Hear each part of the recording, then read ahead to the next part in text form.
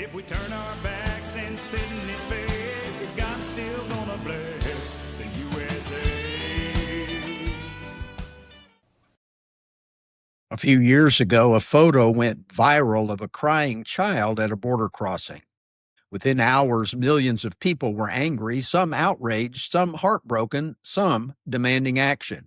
But days later, more information came out. The story was more complex than the image suggested. The emotion came fast. The understanding came slow. That's a good reminder of something we don't talk about enough.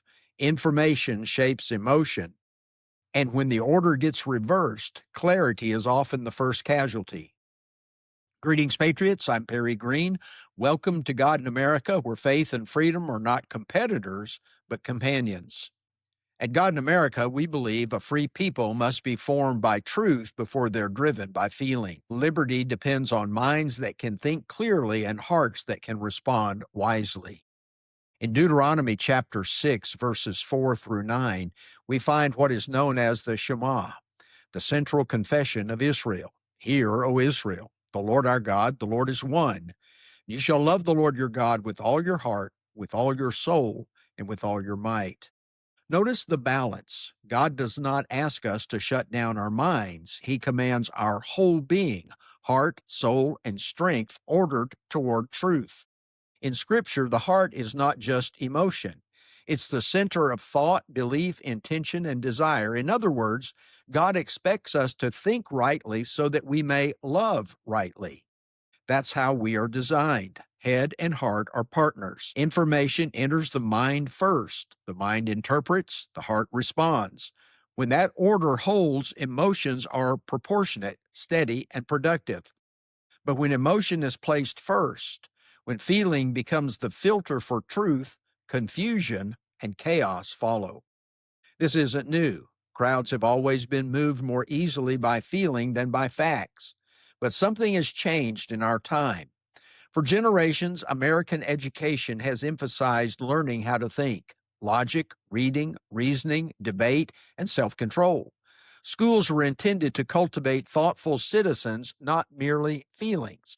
Today, much education has shifted toward emotional affirmation. That is, how students feel, how ideas make them feel, whether truth is comfortable.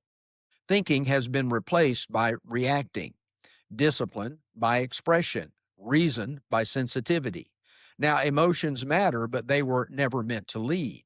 Our forefathers would have been deeply concerned. They believed liberty required educated minds, moral restraint, and citizens capable of self-government. They warned that freedom could not survive if people were ruled by impulse rather than principle. A nation governed by emotion is easily manipulated. People trained not to think critically will eventually surrender authority to those who do. They understood something we're relearning the hard way. You can't have freedom without formation. In 1785, John Adams wrote this: "Liberty cannot be preserved without a general knowledge among the people." Well, what should we do right now? First, we need to slow down. We resist instant outrage and instant agreement. Second, we teach our children and ourselves to ask better questions. Question the answers. What is true? What is missing? Who benefits if I react emotionally? Third, we reconnect heart and mind under God's authority. The Shema reminds us that loving God involves attention, obedience, memory, and instruction. Faith is not fragile. Truth does not fear examination. And finally, we model calm courage. A steady heart anchored in truth is a powerful witness in an anxious age.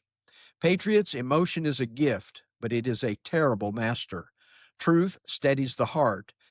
Faith disciplines feeling, and liberty depends on people who can think clearly and love rightly.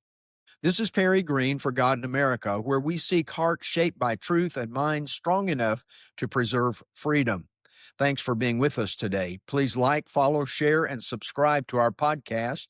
Until next time, let's keep the light of our heads and hearts burning.